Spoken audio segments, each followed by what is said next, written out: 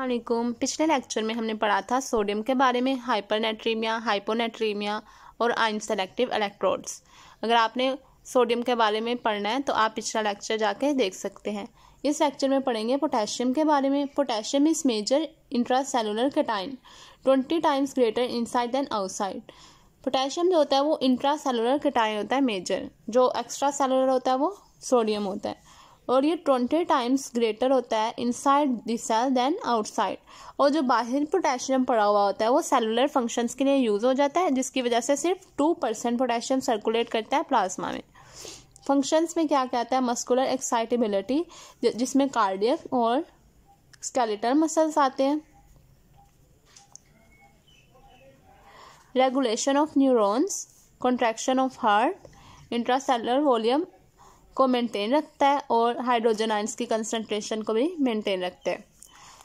इसमें हमारे पास आगे दो केसेस हैं, एक जिसमें पोटेशियम प्लाज्मा में इंक्रीज कर रहा है यानी हाइपर कैलेमिया हो रहा है, और दूसरे में पोटेशियम डिक्रीज कर रहा है प्लाज्मा में यानी हाइपोकैलेमिया हो रहा है। पोटेशियम अगर प्लाज्मा में इंक्रीज कर रहा है तो इसका मतलब पोटेशियम सेल में कम है।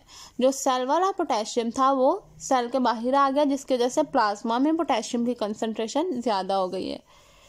जब पोटेशियम प्लाज्मा में ज़्यादा होगा और सेल में कम होगा तो उसकी वजह से क्या होगा? रेस्टिंग मेम्ब्रेन पोटेंशियल कम हो जाएगा। रेस्टिंग मेम्ब्रेन पोटेंशियल की वैल्यू कम हो जाएगी। रेस्टिंग मेम्ब्रेन पोटेंशियल और थ्रेशहोल्ड फ्रीक्वेंसी, थ्रेशहोल्ड वैल्यू का जो डिफरेंस है वो भी कम हो जाएगा। जब ये डिफरेंस कम होगा तो मसल क्या करेंगे? मसल ज़्यादा कॉन्ट्रैक्ट करेंगे, क्योंकि उनकी कंट्रैक्शन कराने के लिए ज़्यादा थ्रेशहोल्ड देना नहीं पड़ रहा, क्योंकि रेस्टिंग मेम्ब्रेन पोटेंशियल कम हुआ तो थ्रेशहोल्ड भी और इनका डिफरेंस कम हो गया, तो कंट्रैक्शन क्या होगी? मसल्स की ज़्यादा हो जाएगी। उसकी वजह से क्या होगा? सेल एक्साइटेबिलिटी ज़्यादा हो जाएगी। जब सेल एक्साइटेबिलिटी ज़्यादा होगी तो मसल कंटिन्यूसली एक्साइट करता रहेगा, डी एक्साइट होता रहेगा, तो उसकी वजह से मसल वीकनेस हो जाएगी। दूसरे केस में पोटेशियम प्लाज्मा में कम हो गया है यानी हाइपोकैलेमिया हो गया, तो इसमें क्या होगा? रेस्टिंग मेम्ब्रेन पोटेंशियल इंक्रीज कर जाएगा और सेल की एक्साइटेबिलिटी डिक्रीज कर जाएगी, और ये इस केसेस में क्या हो सकता है? एरिथमिया हो सकता है हार्ट के केस में, और पैरालिसिस हो सकती है। हार्ट में cease in case of hyperkalemia और हाइपोकैलेमिया। हार्ट के लिए हाइपरकैलेमिया भी डेंजरस है और हाइपोकैलेमिया भी डेंजरस है। ये इन दोनों केसेस में सीज कर सकता है, मतलब धड़कना बंद कर सकता है। ये हमारे पास एक सेल है और इस सेल में क्या हो रहा है? इस सेल से पोटेशियम बाहर आ रहा है। जब पोटेशियम सेल से बाहर आता है तो उसको कंपनसेट करने के लिए इलेक्ट्रिकल न्यूट्रलिटी को सोडियम और हाइड्रोजन सेल के अंदर जाते हैं। जब सोडियम और हाइड्रोजन सेल के अंदर जाते हैं तो प्लाज्मा में हाइड्रोजन आयंस की कंसंट्रेशन कम हो जाती है, जिसकी वजह से अल्कलोसिस हो जाता है। हाइपोकैलेमिया का मतलब होता है low potassium in serum. Regulation, proximal tubules absorb all potassium. जो प्रोक्सिमल पीसीटी होती है ना, प्रोक्सिमल कन्वोल्यूटेड ट्यूब्यूल्स, वो जो सारे का सारा पोटेशियम होता है उसको रीअब्जॉर्ब कर लेती है। लेकिन क्या होता है उसके बाद पोटेशियम लूप ऑफ हेनले से गुजरता है, डीसीटी से गुजरता है और कलेक्टिंग ट्यूब्यूल से गुजरता है। तो जब पोटेशियम गुजरता है तो कैसे गुजरता है वो? मतलब पहले तो सारा पीसीटी में रीअब्जॉर्ब हो गया, तो अब पोटेशियम दोबारा डीसीटी और कलेक्टिंग ट्यूब्यूल्स में कैसे आता है? तो इस डायग्राम में मैंने एक्सप्लेन किया हुआ है कि डीसीटी है हमारे पास, डिस्टिल कन्वोल्यूटेड ट्यूब्यूल्स, ये कलेक्टिंग डक्ट है और इसमें बहुत ज़्यादा नेफ्रॉन्स की ट्यूब्यूल्स आके मिल रही हैं और यूरिन को ड्रेन कर रही हैं। तो जब एल्डोस्टेरोन होता है ना, एल्डोस्टेरोन जो ऐसा हार्मोन होता है जो पोटेशियम को कम कर देता है और सोडियम के कंसंट्रेशन को ज़्यादा कर देता है। तो जब ये डीसीटी पे और कलेक्टिंग ट्यूब्यूल पे आके एक्ट करता है तो सोडियम की क्या हो जाती है? सोडियम किडनी के ट्यूब्यूल से निकल के वेसल्स, ब्लड वेसल्स या कैपिलरीज में जाना शुरू हो जाता है, और पोटेशियम वेसल्स से निकल के किडनी के ट्यूब्यूल्स यानी यूरिन में जाना शुरू हो जाता है, जिसकी वजह से क्या होता है? पोटेशियम का लेवल कम हो जाता है। लेकिन अगर किसी कंडीशन में पोटेशियम अकोमुलेट हो जाता है किडनी में बहुत ज़्यादा तो रेनल फेलियर हो सकता है। नॉर्मल केसेस में क्या होता है? जब इनटेक ऑफ पोटेशियम ज़्यादा हो जाता है तो क्या होता है कि पोटेशियम की कंसंट्रेशन प्लाज्मा में ज़्यादा हो जाती है। तो जब पोटेशियम की कंसंट्रेशन प्लाज्मा में ज़्यादा हो जाएगी तो पोटेशियम सेल की तरफ मूव करना शुरू कर देगी, सेल के अंदर मूव करेगी। सेल के अंदर मूव करेगी तो जब सेल पोटेशियम को आहिस्ता आहिस्ता रिलीज करेगा तो वो दोबारा प्लाज्मा में जाना शुरू हो जाएगी। जब आहिस्ता आहिस्ता पोटेशियम प्लाज्मा में जाएगी तो वो यूरिनरी एक्सक्रीशन के थ्रू एक्सक्रीट हो जाएगी। Factors affecting the distribution of potassium inside the cell and extra cellular fluid. Potassium loss, sodium potassium ATPase inhibited. Potassium का लॉस कब होता है? जब एटीपीएस इंजाइम जो होता है वो इनहिबिट हो जाता है। एटीपीएस इंजाइम क्या करवाता है? 2 पोटेशियम को सेल के अंदर लेके आता है और 3 सोडियम को सेल के बाहर लेके जाता है। ये सेल के अंदर आ रहा है और सोडियम सेल के बाहर जा रहा है और ये एटीपी को यूटिलाइज करता है। तो ये किन केसेस में इनहिबिट हो जाता है? हाइपोक्सिया के केस में ऑक्सीजन की डेफिशिएंसी हो रही है, आपके टिश्यूज को प्रॉपर ऑक्सीजन नहीं मिल रही। हाइपोमैग्नीसीमिया, मैग्नीशियम की कंसंट्रेशन जो है जब वो कम होती है तो उसकी वजह से पोटेशियम की कंसंट्रेशन भी कम हो जाती है, क्योंकि जो मैग्नीशियम होता है उसकी डेफिशिएंसी की वजह से एटीपीएस एंजाइम रुक जाता है। और डिजोक्सिन ओवरडोज, ये एक ड्रग है, इसकी ज़्यादा कंसंट्रेशन की वजह से भी एटीपीएस काम करना छोड़ देता है। इंसुलिन प्रमोट्स, इंसुलिन क्या करती है? ये हमारे पास पोटेशियम को सेल के अंदर लेके जाती है। Insulin promotes potassium entry in the cell. कौन कौन से सेल्स में? लीवर में और स्केलेटल मसल में। By increase sodium potassium ATPase activity, ये सोडियम पोटेशियम एटीपीएस एक्टिविटी को क्या करती है? इंक्रीज करती है। कैटिकोल अमाइंस, जिसमें कौन सा कैटिकोल अमाइन आता है? एपिनेफ्रिन। ये क्या करता है? Promote cellular entry of potassium. जैसे कि इंसुलिन भी सेल पोटेशियम को सेल के अंदर ट्रांसफर कर रही थी, वैसे ही एपिनेफ्रिन भी पोटेशियम को सेल के अंदर ट्रांसफर करता है। प्रोपानालोल बीटा ब्लॉकर ड्रग होती है जो इनहिबिट करती है सेलुलर एंट्री ऑफ पोटेशियम को, पोटेशियम को सेल के अंदर आने से रोकती है।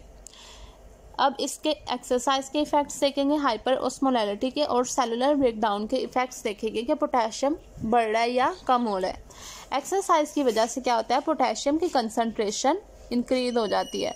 माइल्ड टू मॉडरेट एक्सरसाइज क्या करती है? Increase plasma potassium by 0.2 to 1.2 millimole per litre. 0.3 to 1.2 millimole per litre potassium के लेवल इंक्रीज हो जाते हैं मॉडरेट एक्सरसाइज की वजह से।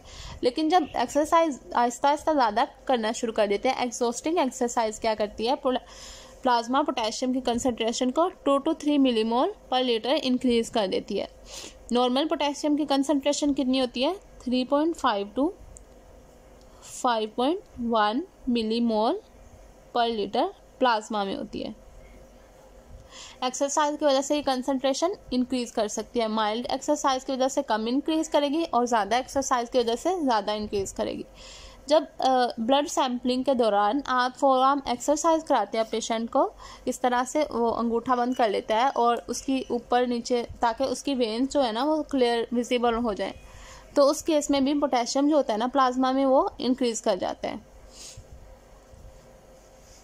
हाइपर ऑस्मोलैरिटी, हाइपर ऑस्मोलैरिटी के केस में पोटेशियम की डिप्लीशन होती है। क्यों? क्योंकि जब डायबिटीज मेलाइटस के केस में, डायबिटीज मेलाइटस इस केस में ग्लूकोज की कंसंट्रेशन इंक्रीज कर जाती है।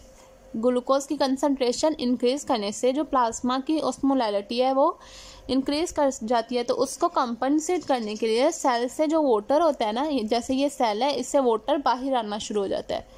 जब सेल से वाटर बाहर आता है ना तो उसके पीछे पीछे पोटेशियम भी बाहर आना शुरू हो जाता है, जिसकी वजह से पोटेशियम सेल के अंदर, सेल वाला जो पोटेशियम होता है वो कम हो जाता है। ठीक है, तो हाइपर ऑस्मोलैरिटी की वजह से सेलुलर पोटेशियम कम हो जाता है। सेलुलर ब्रेकडाउन, इंक्रीज पोटेशियम इन एक्स्ट्रा सेलुलर फ्लूइड। जब सेल ब्रेक करता है तो क्या होता है कि उसके पीसेस अलग हो जाते हैं, तो वहाँ से क्या होता है? पोटेशियम रिलीज होता है। जैसे भी अगर सैंपल में भी हीमोलाइसिस हुई होगी तो उसका जो पोटेशियम लेवल होगा वो फोर्सली हाई होगा उस हीमोलाइसिस की वजह से। ट्रोमा के केस में ऐसे हो सकता है tumour lysis syndrome, massive blood transfusion, जिसमें रिएक्शन होगा और हीमोलाइसिस होगी। जाहिर है कुछ ना कुछ तो रिएक्शन होगा, अगर ज़्यादा नहीं हो रहा तो माइल्ड होता है, जिसकी वजह से पोटेशियम सेल के बाहर आ जाती है और सैंपल में ऐसे लगता है कि पोटेशियम की कंसंट्रेशन बहुत ज़्यादा है, लेकिन वो फॉल्सली इंक्रीज हुआ होता है। इसके बाद पढ़ते हैं हाइपोकैलेमिया के बारे में। कॉजेज, जीआईटी कॉजेज हो सकते हैं रेनल लॉस और सेलुलर शिफ्ट। इन सब की वजह से जो बॉडी में पोटेशियम का लेवल है वो कम हो जाता है। जीआईटी लॉस कैसे होता है? वॉमिटिंग और डायरिया के केस में। वॉमिटिंग और ऑफ गैस्ट्रिक और intestinal contents involves the loss of fluid that contain potassium sodium bicarbonates. मतलब जब भी वॉमिटिंग होगी या डायरिया होगा तो उसके साथ फ्लूइड लॉस होगा और साथ में इलेक्ट्रोलाइट्स का लॉस भी होगा, वॉमिटिंग और डायरिया के केस में। गैस्ट्रिक सक्शन हम जो स्टमक और जीआईटी के मटेरियल्स होते हैं ना स्टमक में, बेसिकली जब आप कोई पॉइजन इंजेस्ट कर लेते हो तो उसको निकालने के लिए गैस्ट्रिक सक्शन करते हैं। उस पॉइजन के साथ साथ आपकी बॉडी में जो इलेक्ट्रोलाइट्स भी होते हैं ना वो भी सक हो जाते हैं, तो उसकी वजह से भी पोटेशियम की डेफिशिएंसी हो जाती है। Intestinal tumour can cause hypokalemia. Malabsorption, potassium की अब्जॉर्प्शन सही से नहीं हो रही जीआईटी में। कैंसर थेरापी में क्या आता है? कीमोथेरापी आ सकती है, रेडिएशन थेरापी आ सकती है। इसमें क्या होता है, आपके बॉडी के जो नॉर्मल सेल्स होते हैं ना वो भी डेड हो जाते हैं। जब नॉर्मल सेल्स काम नहीं करेंगे तो फिर इलेक्ट्रोलाइट्स की एब्जॉर्प्शन भी नहीं होगी, इलेक्ट्रोलाइट्स की एब्जॉर्प्शन कम हो जाएगी और पोटेशियम के लेवल भी कम हो जाएंगे। इसके बाद लार्ज डोजेज ऑफ लैक्सेटिव्स किस लिए यूज होते हैं? कॉन्स्टिपेशन को ट्रीट करने के लिए, लेकिन इसकी वजह से भी हाइपोकैलेमिया हो जाता है। रेनल लॉसेस में क्या आता है? डायूरेटिक्स, थायजाइड्स, और मिनरलोकॉर्टिकॉइड्स, इन सब को क्या कहते हैं? वाटर पिल्स कहते हैं। डायूरेटिक्स को कहते हैं collectively water pills. Are used for the treatment of high blood pressure. These medicine help your kidney release more sodium into urine. ये मेडिसिन क्या करती है? ये आपकी ब्लड प्रेशर को रिड्यूस करने के लिए जब आपका ब्लड प्रेशर हाई हुआ होगा तो डायूरेटिक्स यूज़ करते हैं, इससे ब्लड प्रेशर कम हो जाता है। इससे क्या होता है, आपके जो इलेक्ट्रोलाइट्स होते हैं ना सोडियम वगैरह और पोटेशियम, वो बॉडी से यूरिन में मूव करना शुरू कर जाते हैं। लेकिन अगर पोटेशियम का लेवल बहुत कम हो जाता है डायूरेटिक्स के इंटेक से तो आपको हार्ट अटैक आने के चांसेस ज़्यादा होंगे, जिसमें आपकी हार्ट बीट भी रुक सकती है अगर पोटेशियम के लेवल बहुत ज़्यादा कम हो जाएंगे। दूसरा केस है रेनल ट्यूब्यूलर एसिडोसिस। इस केस में क्या होता है, आपकी किडनी जो है वो एसिड्स को रिमूव नहीं कर सकती ब्लड से यूरिन के अंदर। जब किडनी ब्लड से यूरिन में नहीं रिमूव कर पा रही एसिड्स को तो उससे क्या होता है, पोटेशियम क्या करता है, हाइड्रोजन आयंस बाहर आते जाते हैं, क्योंकि क्या हुआ है इस केस में क्या होगा, ये किडनी का एक सेल है, नेफ्रॉन का सेल है, इसमें हुई है एसिडोसिस। और ये कौन सी एसिडोसिस है? Renal tubular acidosis. नेफ्राइटिस क्या होता है? Swelling of nephron. उस केस में भी पोटेशियम क्या होता है, उसका लॉस होता है। तो जब नेफ्रॉन में एसिडोसिस हुई है तो पोटेशियम के सेल्स यूरिन से कहाँ जाना शुरू हो जाएंगे, किडनी की वेसल्स में, और पोटेशियम क्या करेगा, उनके ऑपोजिट मूव करेगा एटीपी यूज़ करके, ताकि इलेक्ट्रिकल न्यूट्रलिटी मेंटेन रहे। तो इसकी वजह से पोटेशियम कहाँ जाएगा, यूरिन में जाता जाएगा और इसकी कंसंट्रेशन कम होती जाएगी।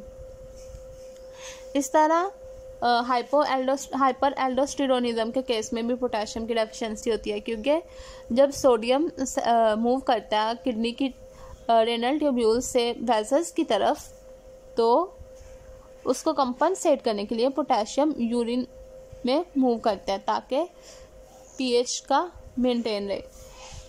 कशिंग सिंड्रोम के केस में भी हाइपोकैलेमिया हो जाता है, और हाइपोमैग्नीसीमिया के केस में भी हाइपोकैलेमिया होता है, क्योंकि हाइपोमैग्नीसीमिया की वजह से सोडियम पोटेशियम एटीपीएस, जब मैग्नीशियम कम होगी तो सोडियम पोटेशियम एटीपीएस पंप है वो सही से काम नहीं कर पाएगा, जिसकी वजह से पोटेशियम के लेवल भी कम हो जाएंगे।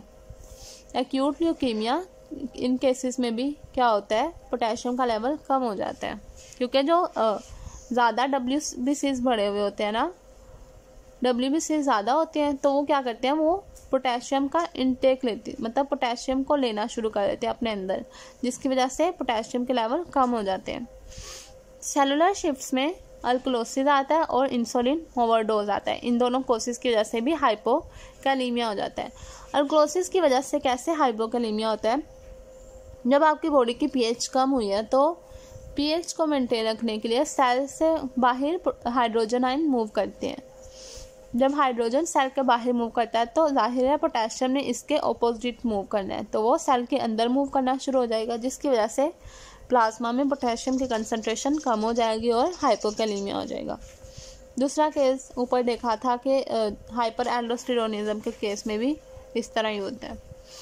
तो इंसुलिन ओवरडोज में क्या होता है, इंसुलिन ओवरडोज में इंसुलिन क्या करती है, पोटेशियम का अपटेक इंक्रीज करा देती है सेल्स में, जिसकी वजह से हाइपोकैलीमिया हो जाता है। जब पोटेशियम का इंटेक ज़्यादा हो जाता है तो फिर उस केस में पोटेशियम की कंसंट्रेशन प्लाज्मा में कम हो जाती है।